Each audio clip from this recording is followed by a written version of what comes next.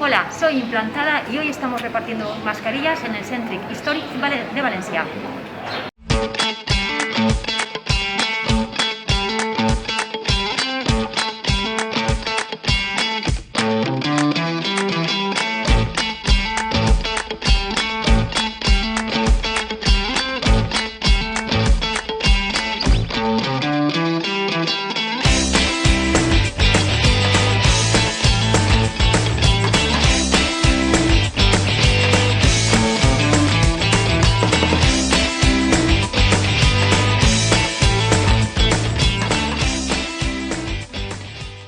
Pues me parece una idea fenomenal y en todo lo que podamos ayudar a este colectivo, pues hay que hacerlo. Así que, genial.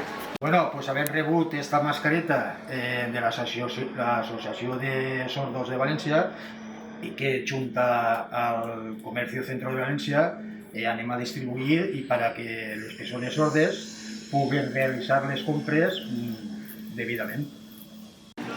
Nada, bueno, soy miembro de la asociación y me parece una iniciativa maravillosa. Hace poco tuve unos clientes que tenían dificultad auditiva y si hubiese tenido la mascarilla hubiese sido ideal, así que ahora ya la tengo. Mil gracias.